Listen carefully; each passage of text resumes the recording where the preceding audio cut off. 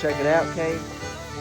I got Dad tedding. I gotta get going to work, but he's gonna get my stuff tedded, and he's gonna go to his house, flip his windrows, and then we're gonna bale his this afternoon.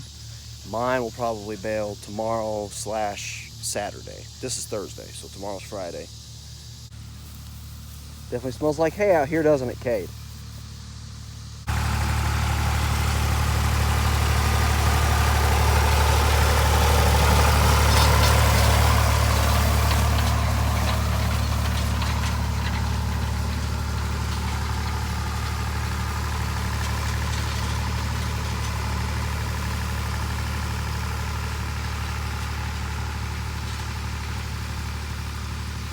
The other thing we've noticed is we got some armyworms.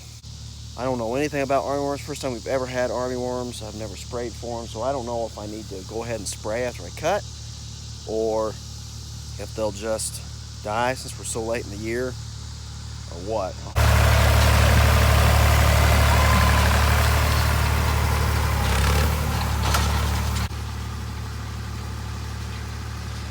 Got some green flipping up here. Not doing too bad. Of course, this isn't very thick either, so some green chunks down in there. We'll see how it does. See some green chunks there. We got some decent drying weather, except for the fact that it's going to be fairly high humidity, but we got lots of sunshine and a little bit of a breeze. So, all right, guys, I just checked this hay here in the east field. At least I didn't go all the way to the back because I'm needing to get over to help Dad this hay picked up out of his field, but it's gonna bale tomorrow.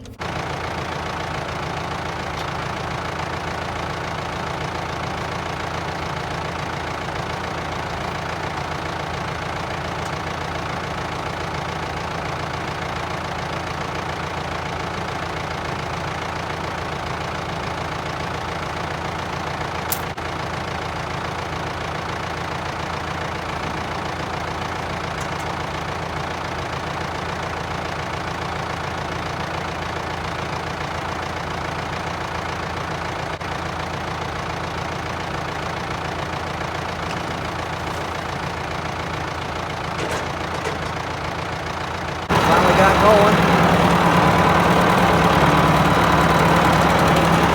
See if we can get some better footage for you today. Dad's already done baling, so all we gotta do is pick up 140, 150 square bales. Should be pretty simple if everything goes good.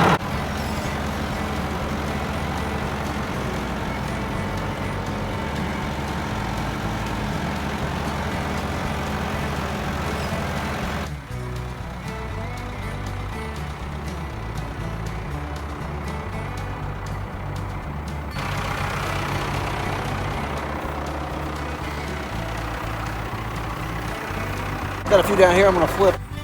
There's the cows going towards the shade down there. We're going to see if we can get some hay put up.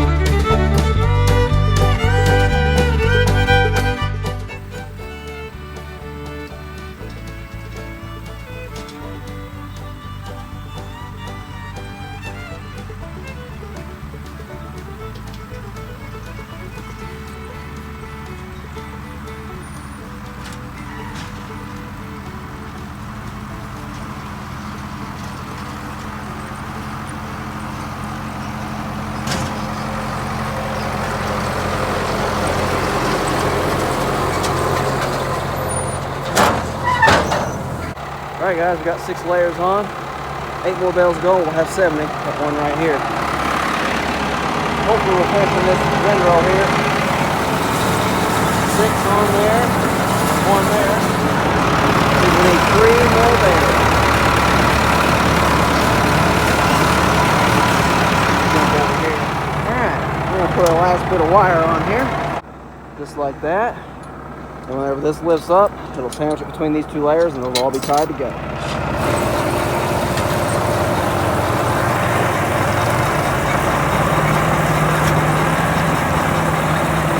Just like that. 70 bales on there, guys. Alright, now we're gonna lift this up and we'll hold it there. That way we don't lose any. We use this lever here to pick that up. Then turn the PTO off and we're gonna head back to the house to unload. No, this isn't the quickest method of picking hay up, but we're working on refining it. It'll get better. As far as actually getting the bales off the ground on the wagon, it's quick.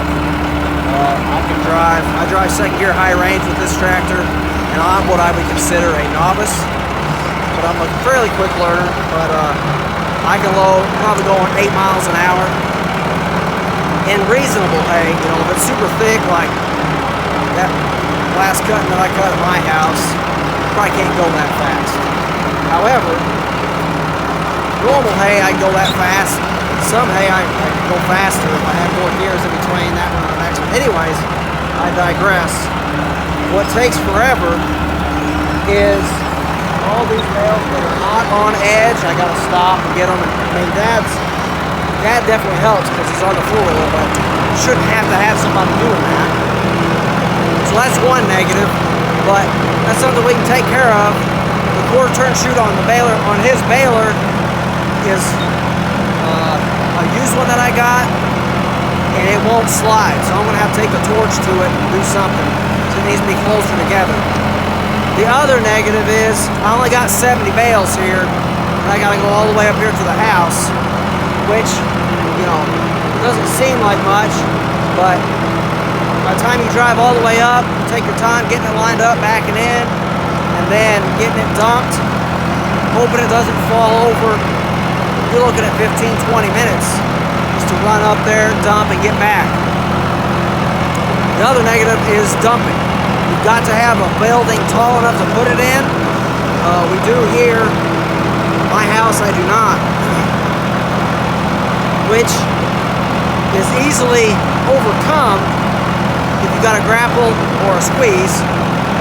The issue there is the stacks don't want to stand on their own. If the stacks would stand on their own, this thing would be perfect. But if we can't get the stacks to stand on their own, honestly, this system is not for us. I wanted to try it. We're trying it. Do some more prepping for next year. And if I can't get it figured out after next year, we're probably going to move on to a different system.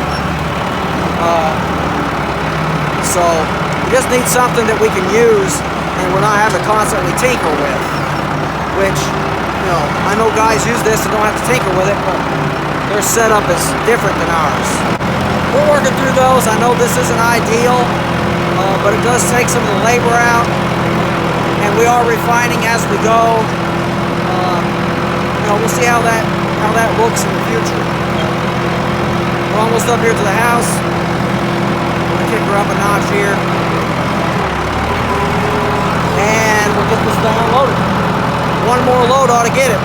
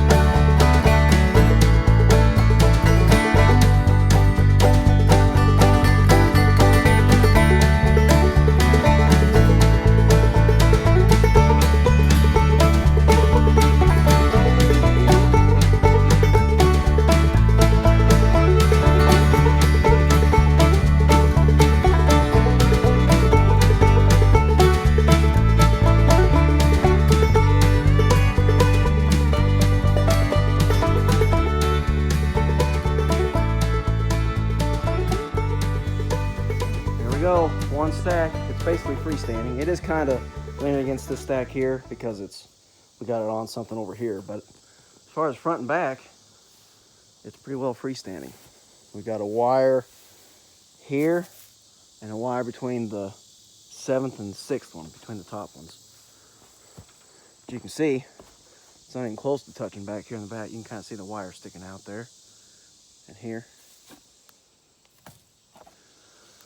So it's standing pretty well. If we could get it to do that every time, that'll be good. All right, looks like we got about one load left to get, right? Yeah, it should be. All right. Should be right at that many or just a few under. All right, see what we can do. All right, guys.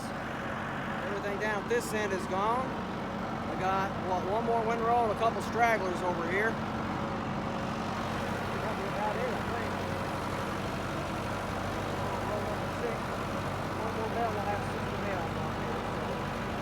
That's okay. I'm gonna do it all in slow. That's good.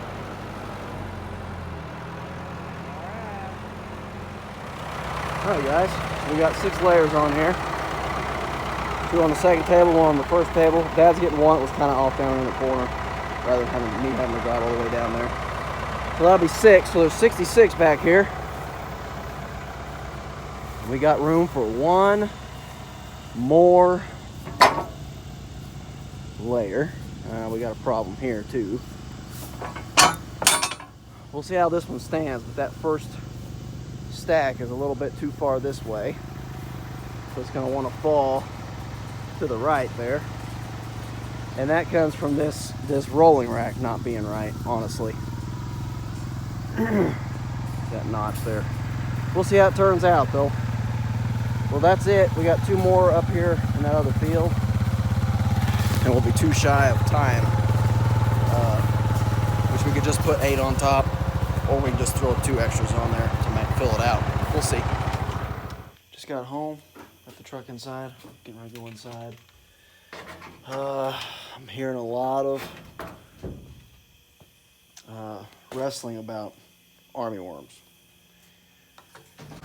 Saw armyworms out here in my yard, in my field for the first time ever. We've never had to deal with armyworms. I'm hearing that from a lot of people in our area, not just our area, but Central Illinois, Missouri, Kentucky, people that have never even seen armyworms are getting armyworms now. So this video is probably going to be too late for you, but check your field for armyworms if you're around this area. They move fast and they eat quick, so definitely keep an eye on it. We got all Dad's hay is baled. He got, I think he said 30 round bales, got 140 square bales. Not a lot, but good little crop. I got 25 acres here at the house cut. I'm going to square bale everything except for those areas that had the winter annual stuff and some foxtail come up, basically the low areas. I'm going to bring the round baler over tomorrow. I'm going to round bale those spots, and then we'll square bale the rest. That'll be tomorrow. See you guys then. Thank you for watching, guys. God bless you. God bless America. Franklin County Forage out.